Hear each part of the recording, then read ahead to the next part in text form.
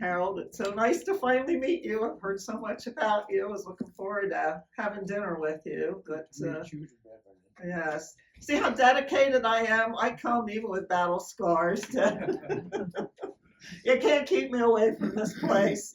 And we have my friend Barb to thank for having Harold here tonight because she met Harold last year in Normandy. 2 years. Oh, it was 2 years ago. Okay. 2 years ago in Normandy. And they've become very good friends. And I twisted her arm to get Harold here tonight. And I'm very excited to hear his story. I know you're going to love it. Can you believe that this man is 104 years old, soon to be 105 on May 28th? What's amazing? I think we already kind of spilled the beans about in the newspaper ad that he walks 2 to 5 miles. 6 miles. Okay, 2 to 6 miles. Every day. Anybody else in here that can match that? Raise your hand, please. Anybody else can compete with the amount of walking that Harold does? I want to see a raise of hands. Even Barb, who is an avid walker, I don't think can keep up with him. No, usually he will call me and he'll say, "How many miles did you walk today?" I walked 6. And I'm like, well, he's beat me again. So, yeah. So, and any of you that were here last month, you might remember Harry Miller, who I was saying was the youngest World War II veteran that I personally know. Barb and I both know. He's a friend of ours. So last month, we brought you the youngest. This month, we're bringing you the oldest. I think that's pretty doggone cool. Yeah. Oh, that's really good. Isn't that amazing? That is amazing. So without further ado, we're going to I don't want to give too much of the story away. I'll let him tell it. I think you just noticed that it's slower getting up than it is getting down.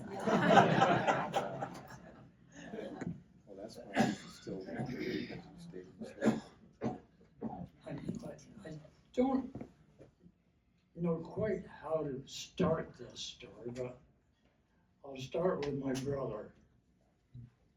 He was a year and 2/3 younger than me, but I feel that he was more of a man, and the story will come out. When he graduated from high school, he was determined to serve his country. And he worked on the farm for a while first, and then he went to the Army Air Corps recruiting office and told him he wanted to fly. Well, he was informed that the educational requirements then were 2 years of college, so he wasn't eligible. But if he waited, they would see that he didn't get drafted, that they would find a place for him in aviation. Mm-hmm. So he waited. Meantime, I was out of school for a year before I got a year in college. And I spent 1941 and 2 in college, and then worked the summer until fall 42. And the draft board was chasing me. So I enlisted in the Navy, thinking I had a better choice of trade schools or whatever. So we called him Dan. I had finished the year in college, and he still hadn't been called when I joined. So I went through boot camp, then got my choice of trade schools, which was aviation machinist, and was sent to Memphis. Brand new base. The sidewalks were either plywood or mud. Mostly mud. And if any of you are Navy people, you know how your shoes were kept. Shiny. Mud walks are not good for it. As I was finishing, I learned that about 400, what do you call them? Navy people anyway, in the graduating class, that I ranked 13th. I made me pretty proud, and I wrote my mother that. I wrote to her every week, and she wrote to me every week. The very last day of mech school, I was over at the airport, gassing up and starting primary trainers for ensigns, new recruits for flying. And some nitwit sent me out to the gas pump to fill a 5-gallon can, and the nozzle fit too tight, and I knew I was in trouble. But I tried filling it, and I got a dose of it right square in the face. Well, it blinded me, but I picked up the can and rushed to the hangar, ran into the door. Then somebody see what was the trouble, and flooded my face with cold water. I said, I need to go to the sick bay. He said, you can't. You have to go to Jacksonville tomorrow on the train for gunner school in whites on a cattle car. 2 days. My face became infected by the time I was in Jacksonville, and I did go to the sick bay. About this time, they called Dan up, my brother Dan. His name was Dana, we called him Dan. They called him, he went to basics, got through basics, began his primary training, and as he was beginning his training, I had just finished up 6 weeks in the hospital where they made a serum of my own poison and gave me shots. They made my antibodies from my own poison. I was sent to KP for 1 day because I went to the personnel office and I told him my story. He made a call and I was in the class. It was just starting the day before. My very first assignment was trap shooting. And he explained how to spot a target through a 35 mil ring sight for the clay pigeon. And I had shot a gun. And we got partway through 100 rounds, and he said, "You've done this before." I said, "No, not targets, not flying targets." He said, "You just explained the way to use the sight." Well, I managed 95 out of 100. And he said, "It's not possible." I said, "Well, you're the trainer." Other fellows that hadn't been acquainted with guns did not tighten the stock against their shoulder. They were bruised, they were hurt, and they were afraid. Meanwhile, in primary training, Dan wrote his mother that he loved it. He just loved the training, the flying. And I can't remember how long it took him before he was solo flying, but he loved that too. He wrote to his mother every week also. And he went from there to, well, some more powerful plane. I can't remember which one it was. And from there to twin engine, multi-engine. And he wrote his mother, he said, I'm pretty sure I'm gonna wash out of this because 50% of the trainees wash out and are sent to bombardier or navigation school. Meanwhile, I graduated from gunner school. No, I got this wrong. His flying education continued until he was a 4-engine flyer and was training in the B-17. And then I graduated while he was in that kind of training, and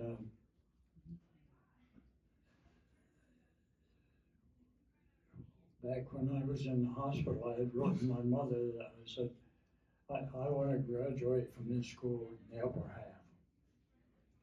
I said, that's my aim. Well, at graduation of 250 men, the commander named off, starting with number 10 honor man, down the line, and the last one he mentioned was Gary Harold. I said, holy Toledo. This is impossible. But it was. And I'm going to brag a little here because I'm old enough to do it. I've never told my family this, and didn't tell my mother because it was too much unbelievable. The commander also said of all the graduates of this gunner school, this man's mark was second highest of all that had gone through. And I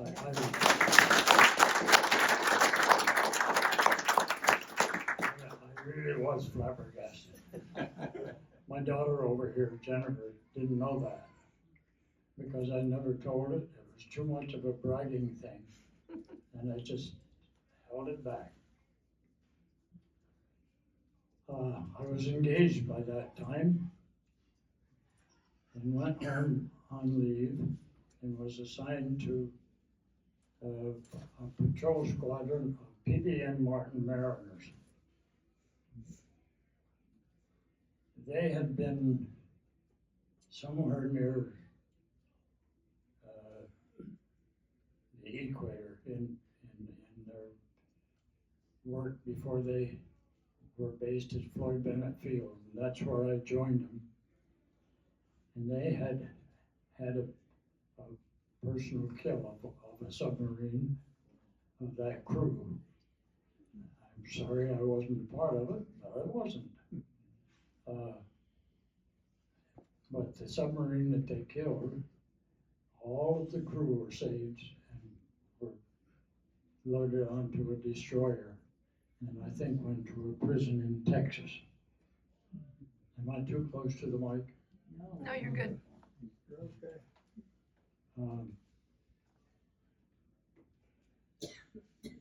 So while I was at Floyd Bennett Field, Dan got his first leave in early December, and I worked a weekend liberty and got home to see him. And my mother put on a Christmas feast for us and the rest of the family. And that was the last I saw Dan, and his furlough was the only one he had.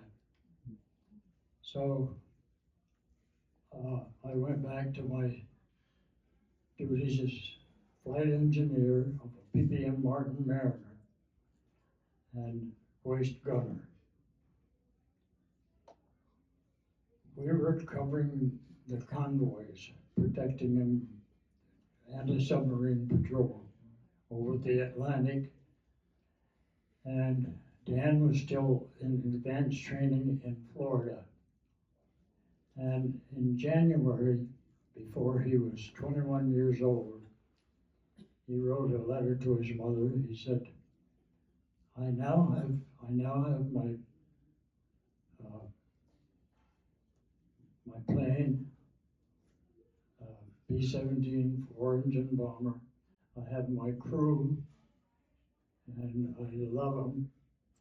And he said, and I'm almost old enough to vote. It's kind of hard to imagine being that capable, not yet ready to vote.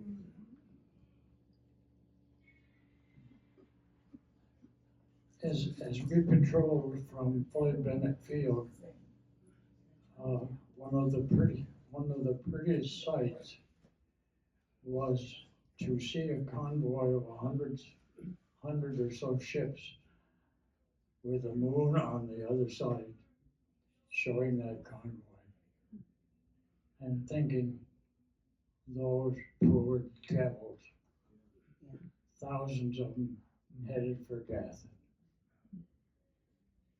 And yet someone tells me, yeah, maybe you helped them get there, but you've also helped save our own country.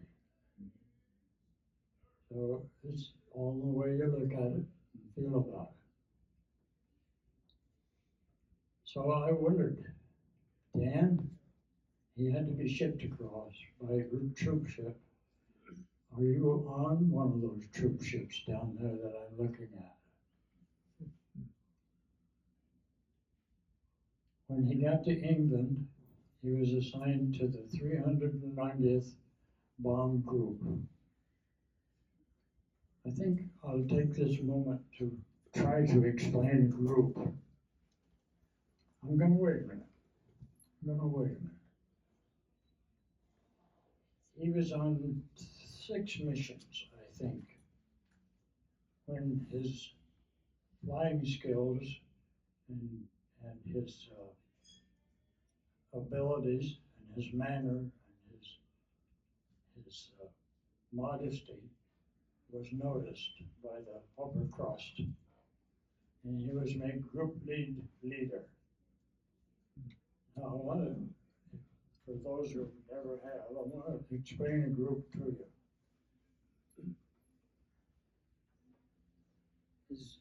Can you see all of this okay? Yes. They aren't quite even. I'd like to have them even. Could you help me, Barbara? Yeah.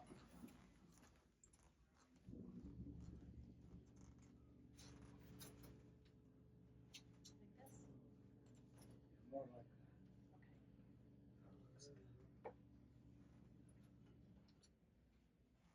Thank you. I'll use your corner.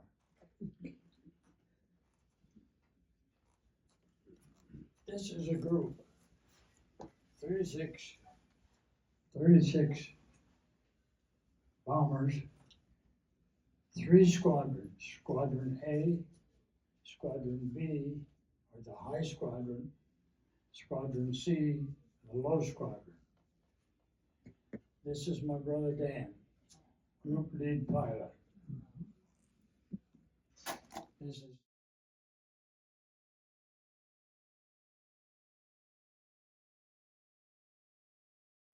This is squadron lead pilot. This is squadron lead pilot. He was made group lead pilot after about his 6th mission. Someone official saw that he had skills, because some official had complained about the pilots being a little lazy when they come back to land. By the way, his base was in Farnham, England, where there's now a beautiful museum for the 390th Bomb Group. Someone noticed that after some high official had complained about the pilots being a little bit lazy when they come back into park, without saying anything to his crew or anything, he did write his mother, said, I decided I was going to bring this plane in the way it should be. And he taxied in and swung it around on spot. And it needed no movement. no changing. So I think that was what persuaded him to make him group lead pilot. After about 3 or 4 missions, his crew and plane were pulled out of formation and trained as Pathfinder pilots. Anybody acquainted with Pathfinder? Heard of them? I see a nod, I think. Pathfinder plane was equipped with a special radar in the belly turret, so they no longer had a belly gunner. This special radar could see to bomb targets through cloud cover. It was a special, and from then on, he was a Pathfinder pilot as well as group lead pilot. With him in the cockpit seat as co-pilot was what they called a command pilot, who oversaw the whole mission from that position. His regular co-pilot was then put in the tail gunner position to observe in a better way the rest of the group.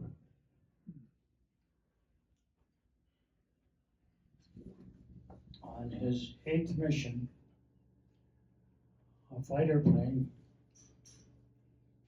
hit the tail, and when my brother asked the different positions to report whether they were okay, his friend and tail gunner didn't respond. He sent one of the waist gunners back,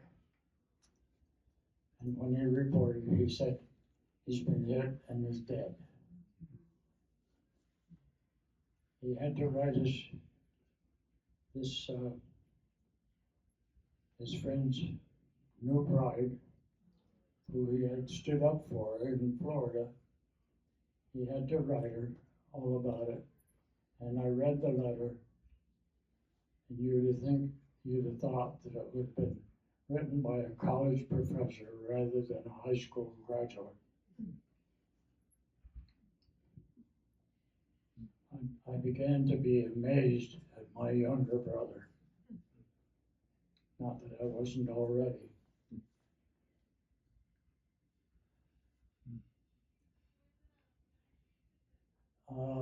Along and about in the number of teens of somewhere in there, his group led one of the shuttle flights to Russia, back to Italy, back to England, bombing select targets on the routes. He got 3 hours sleep in a 48-hour mission. And likewise his crew, one at a time, I suppose. On a mission in the late teens, about the 18th, his plane was hit by a fighter, killed an engine, seriously damaged a second engine, and he had to drop out of formation. German fighter pilots sensed an easy kill and pursued.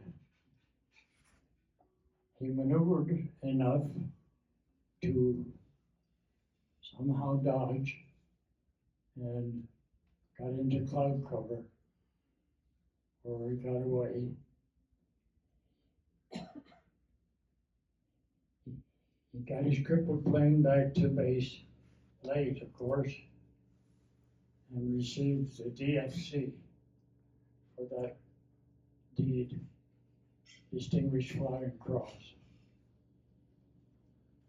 He was also had been promoted to first lieutenant, I think along about his 10th mission, And after this episode, he was increased in rank to captain.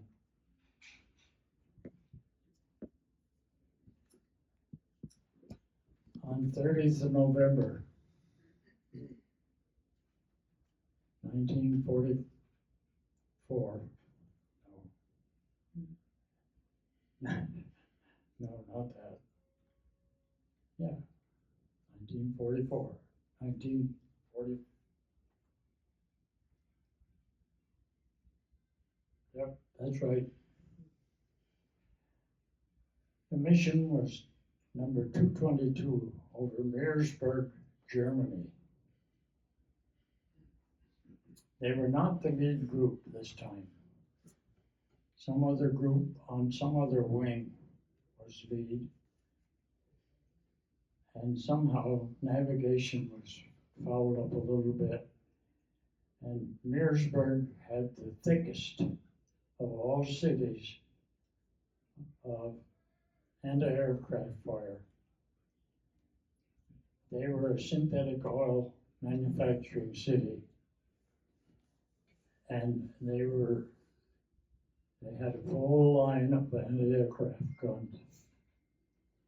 And instead of being able to cross that line of fire, they were led the length of it.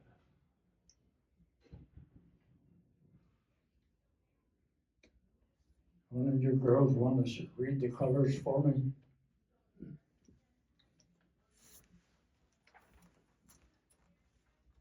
If I got a green on there. No. I think it's I think I named it purple. Okay, here's purple. Come over by the chart. Okay. Thank you, Barbara.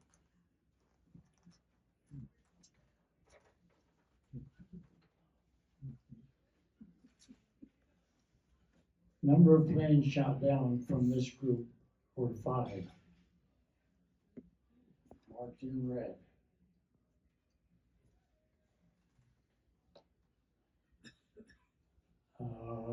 Blue,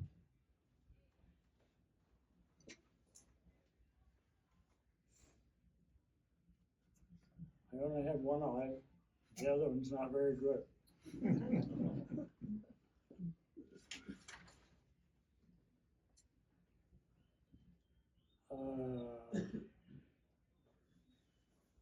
It crashed, blue crashed outside the target area. There were 2.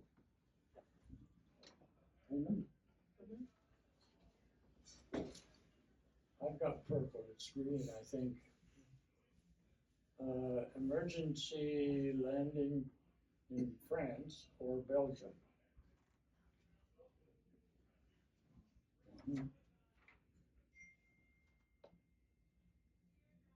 Black landed emergency field in England. Only 10. I guess you don't need to find those.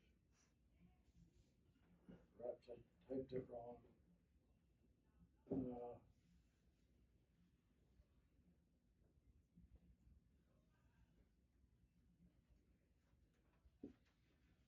Anyway, of this group, only 3 bombers returned. Only 3 bombers of this group returned to England without being touched.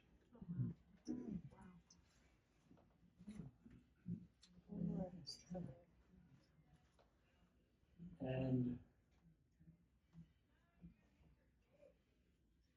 that's the damages for that group, that mission. The total loss of bombers on that mission from other groups and wings was 29. Multiply that by 10 men in the crew. All by flak, all by anti-aircraft. He was hit He was hit direct by anti-aircraft by flak. A direct hit took fire, and the best description I have found from it, his right wing came off, which put lift on the left wing. It flipped him on top of his wingman. Bottom side up. Bottom side up. Both disintegrating. Descending and crashing 5 miles below. We've always prayed that he died instantly.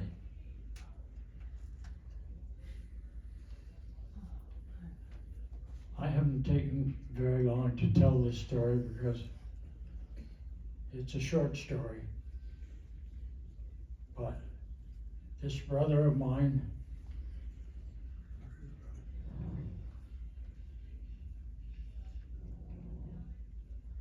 is pretty special. A captain, flying lead group lead at 21 years old.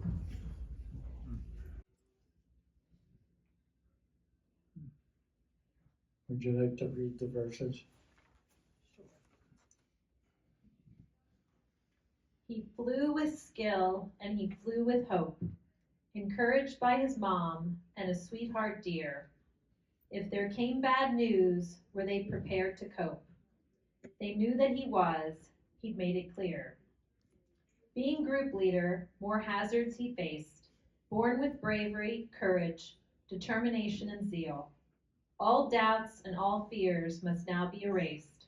Belief in God always near, Brother Dan could deal. I guess that I'm open to questions. Yes. From what altitude did you generally drop bombs? From about 30,000 feet, Wow. anywhere from 25 to 32. And one more question.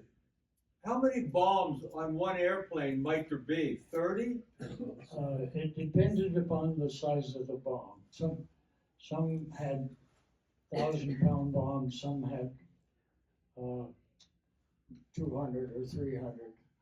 But I think you guessed it fairly close for the smaller bombs. Thank you. How I accurate can't was- see. How accurate was the Norton bomb sight? What about it? How accurate was it?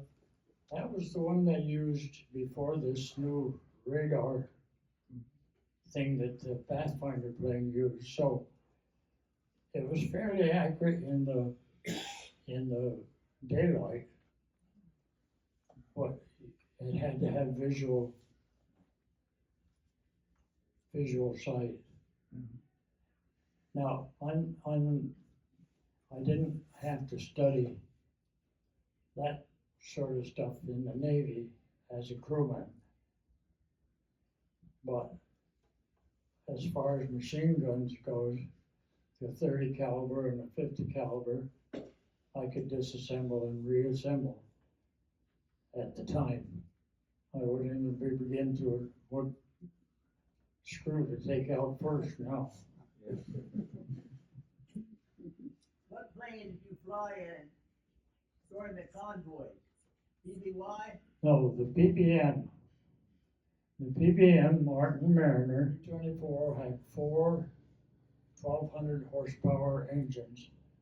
This thing had, the later model that I flew, had 2 1,900 horsepower engines. Pass it if you'd like. This is his crew. He's just overlooking one up here in the left-hand corner.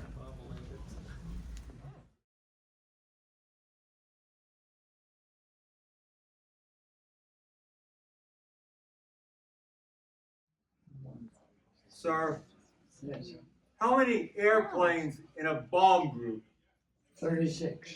36. Yes. Another question. And when you're attacking, is there generally more than one bomb group? Well, I wasn't in, yeah, and there was. Yes. And I can't tell you for sure, but sometimes there was a wing which was multi-group. Yes, thank you. There was one time when his group led a third of the 8th Air Force on a raid, and he must have been back to England before the last of them took off. Wow.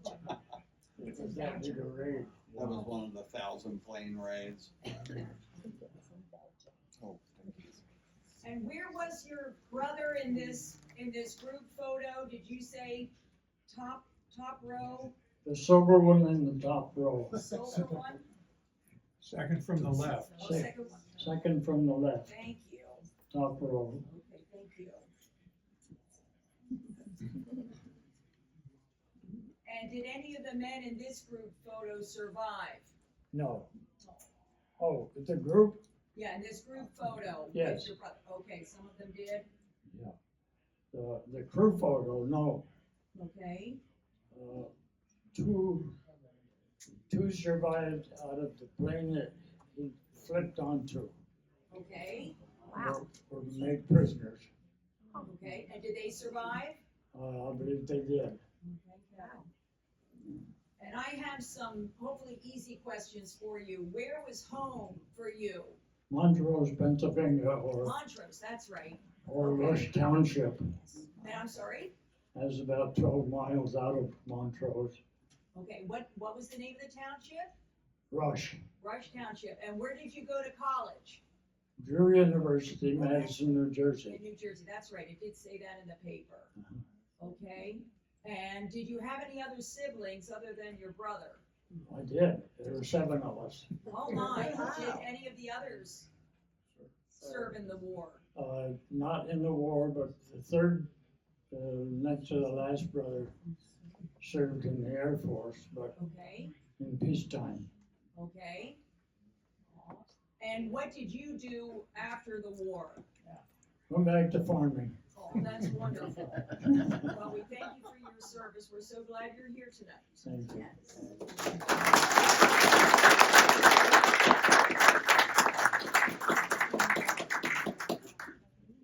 There's the Distinguished Flying Cross, the Purple Heart, the Air Medal. The Air Medal was awarded with oak leaf clusters after each 5 missions, I believe. Sir, Yes. when the enemy fired guns, could you sense it in the air? I mean, you could hear it and feel it at all? Well, I've never been shot at. Oh, good. Yeah, you can applaud that. But I have something for you.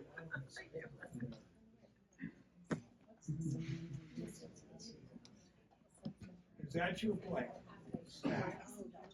Pardon? It's the PPY, isn't it? I think it's a BBM. Let me get my glasses. That's for you. That's for you. It's for me? Yeah, Thank you. I was in the newspaper last week. Oh. Thank you. That's in San Diego. No, that's a PBY. It is a PBY. It has the blister. It has the blister gun emplacement. Okay. Well, you can still have it. I didn't mean to burst your bubble. I don't know the difference between one or the other. Harold, why don't you tell them about visiting Belgium? Tell them. In 2019, I think, a couple that are good friends of mine in Montrose kind of took me under their wing. And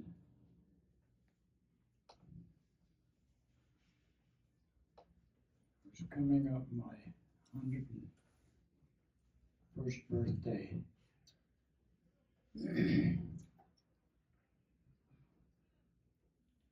Said, we're going to take you to England, to the airfield where your brother was based, took off from. Said, then we're going to take you to Belgium and visit your brother's grave.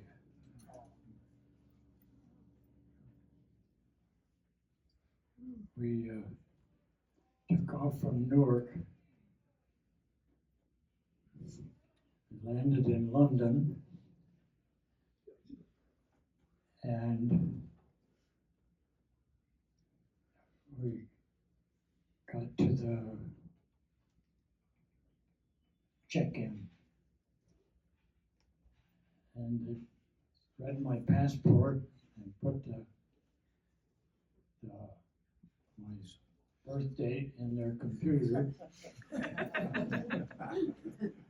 Looked down at me, and they said, he looks a little older than 1 year. The computer wouldn't handle it.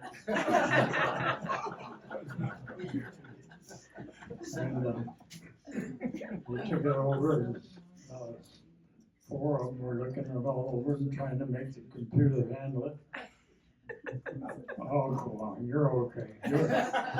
You aren't gonna hurt anybody.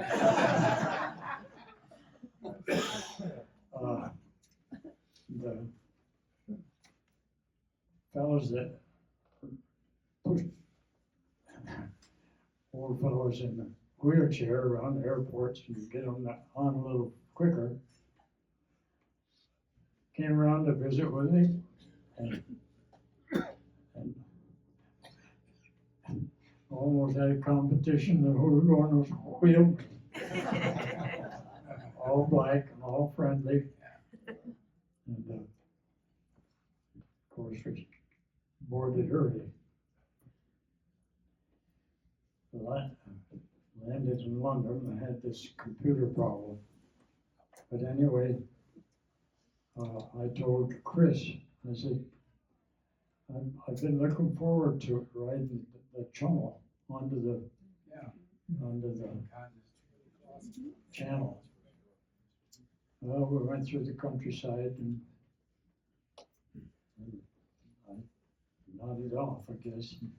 I said to Chris, aren't we about ready to go onto the channel? He said, he just grinned. He said, we're already been there. I slept through it. I got to London and our ride was waiting for us with a sign, and he took us out of his way to show us a castle in England on the way up to Framingham. That was near the Parnham base airfield. And we spent the night, and the next morning my shoes were pinching. I was hard at, my eyesight was very poor even then. And shoes were pinching. And I met them in the vestibule. Chris grinned again. He said, well, you got them on the wrong feet. Needless to say, I changed. Well then, they motored us up to Parnham Museum.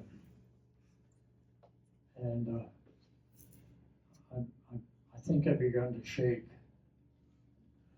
knowing Dan had taken off from there. And well, to begin with, from the U.S., they informed Patty Jo, his wife, Chris's wife, that they were closed that day. But then she told them they were bringing the brother of Captain Dana Gary. Captain Gary? Well, then we'll be open for you. They had a crew there of 6, I think. When we got there, we welcomed us like family. Gave us 6 hours in their museum all by ourselves.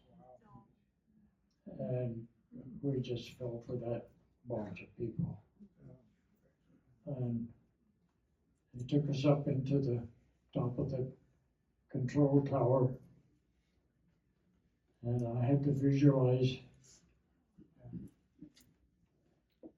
Dana leading that group off, being first off, and every plane, every 30 seconds, took off, loaded.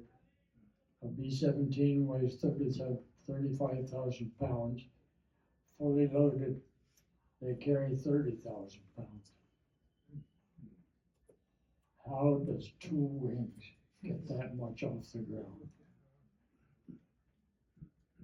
And being first off, is he gonna make it? Did he just make it at the end of the runway? Some of them crash. Some of them get lost right there at the beginning. But they were so nice. Then the next day, we took the train up to Belgium, Ardennes Cemetery, National Cemetery. And again, I shook just before we got to the gate.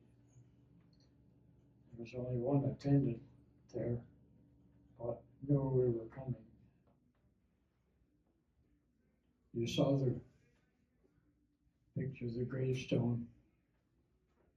He took us down in a golf cart and said, stay as long as you want to.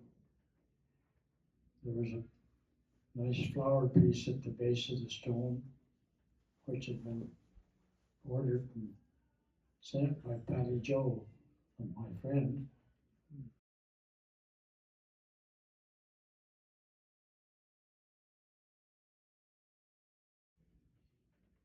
And we approached the grave, and he took some sand from the Omaha beach, I believe, wet it and rubbed it on the cross of the name, Dan's name, so that it would show up better and in the picture.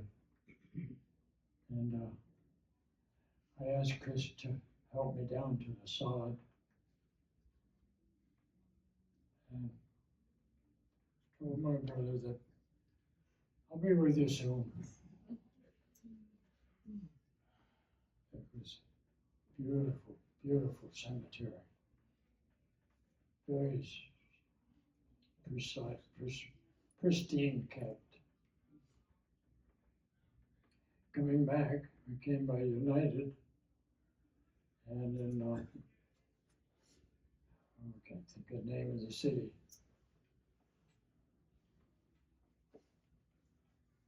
But anyway,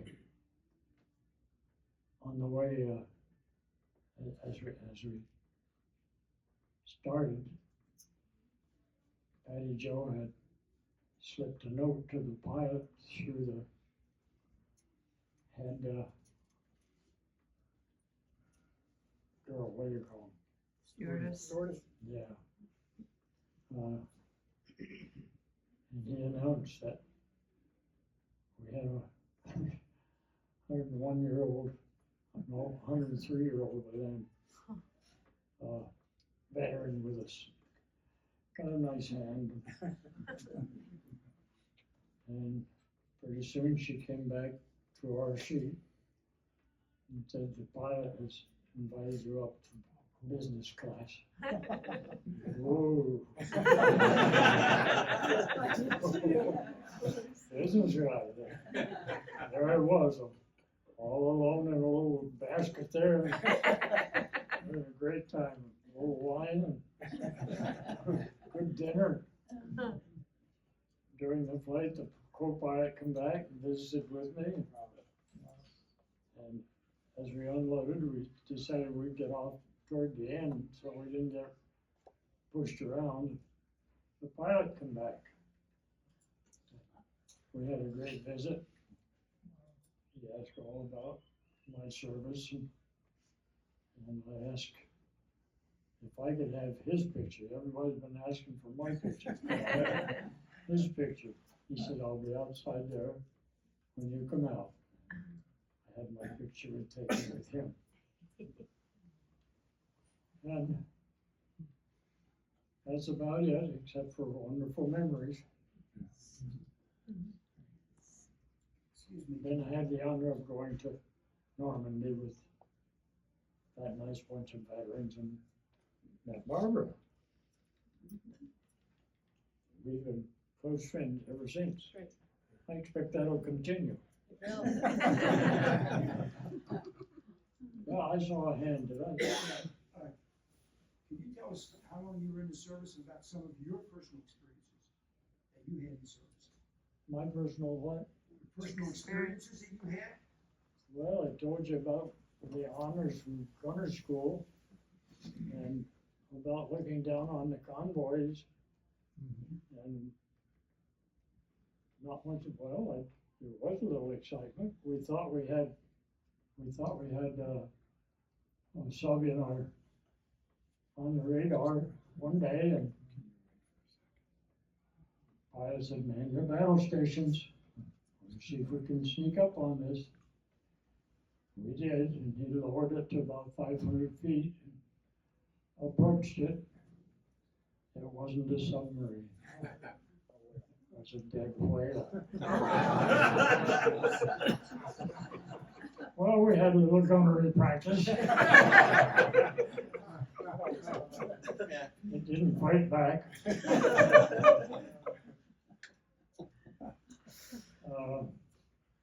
Another time I was off duty as flight engineer. I looked out the window and the port hatch. I didn't like the looks of the smoke coming out of the port engine. So I went forward and spoke to the flight engineer who was on duty at the time. He looked, he said, I think you're right. So he called the pilot. Pilot looked out and said, we're turning back. So he turned back, feathered the prop. You know what I mean by feathering? Yeah. Okay.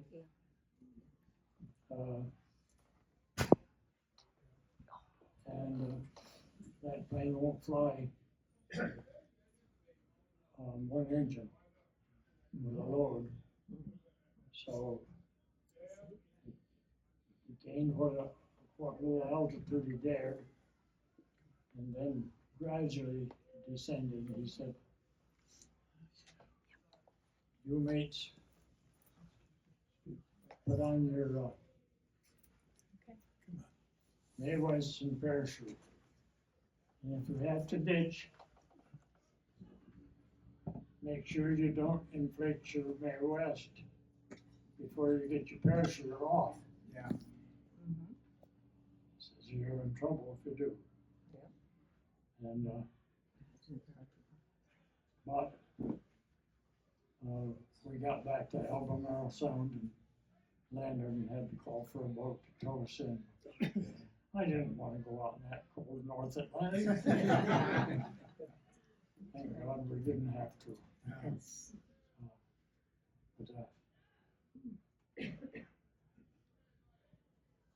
So actually my service was a piece of cake. Yes.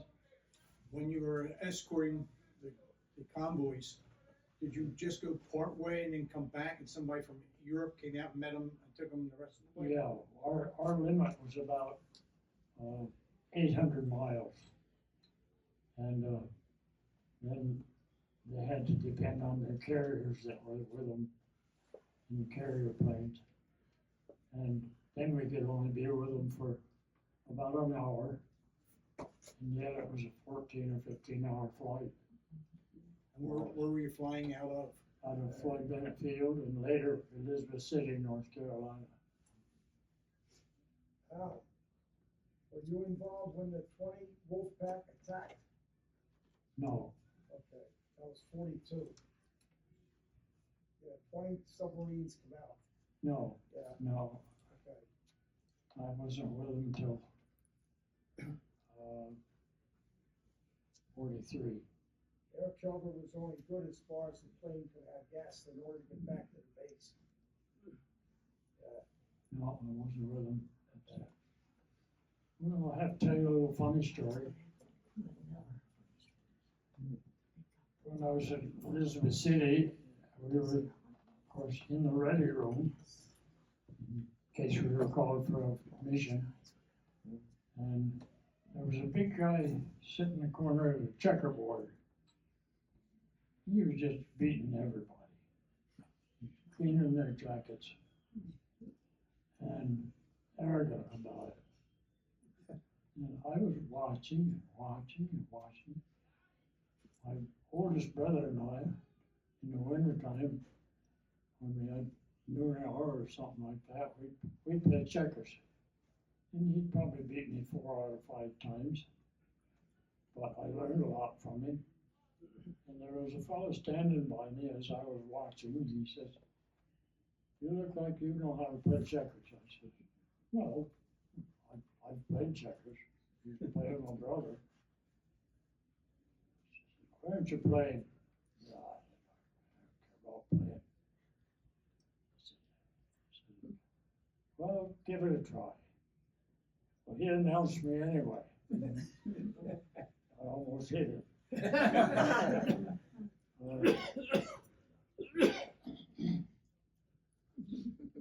So I sit down. He moved fast.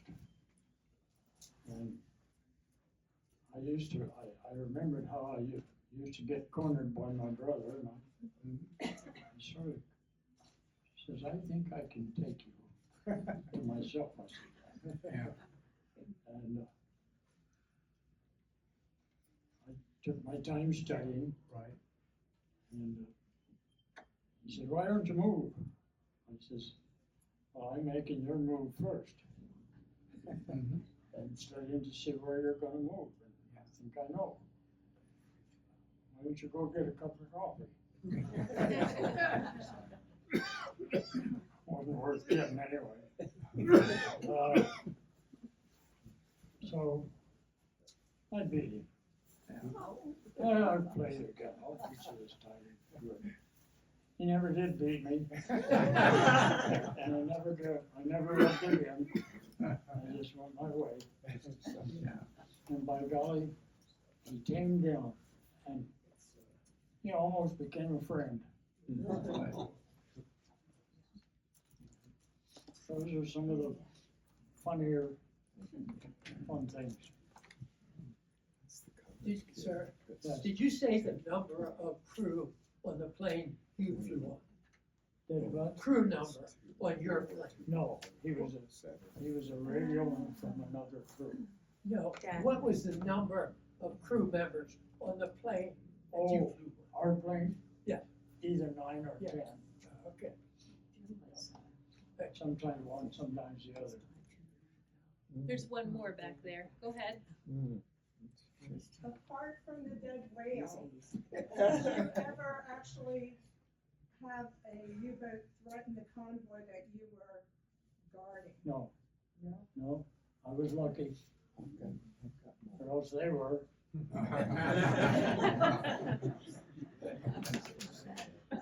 During your service, were you able to get furloughed to go back home at all? I Back got, to Pennsylvania? leave after boot camp, or 2-day en route, as they say. And, a leave after gunner school. That was it. That was it. I missed 2 Christmases. We had a band in Memphis that was Clyde McCoy, and a Glenn Miller type band. He was good. He was good.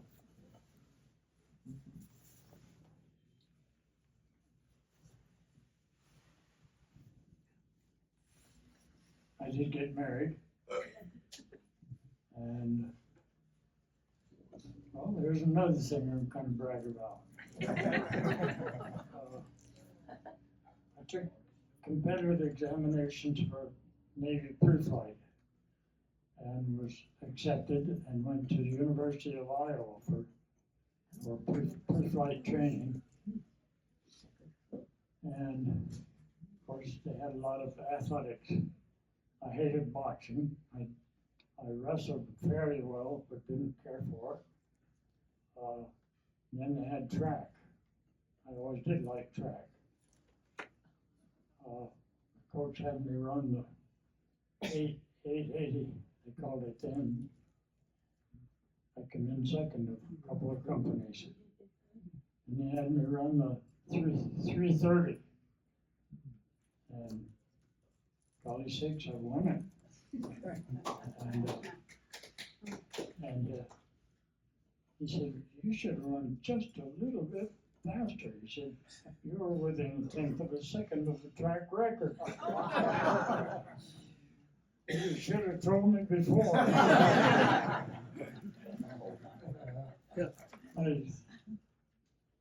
I'm through unless there's some more. Must be time.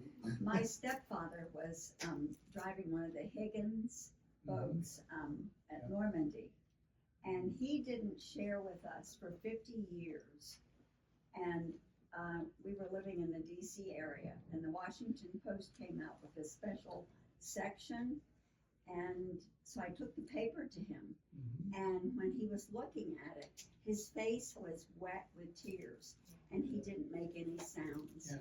And I said, why didn't you ever talk about it with us? Yeah. And he said, I had experiences, I saw things Yeah. no one ever wants to recall. Yeah. Yeah. So, you know, it was, Yeah. you know, he never talked about it. He had a box of photos up in the closet that we weren't allowed to touch because those were his friends Yeah. during the war. I had two cousins that I never knew their story. Mhm. I had an uncle in World War I. I never knew their story. Mhm. And two great uncles in Civil War. Don't know their stories. Yes.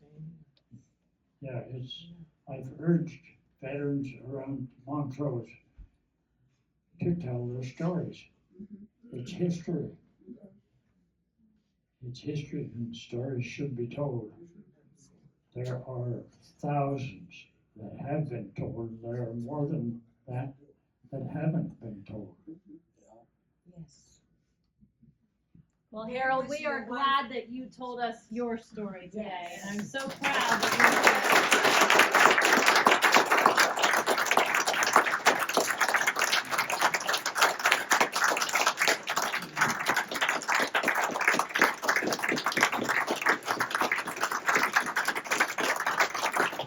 Thank you.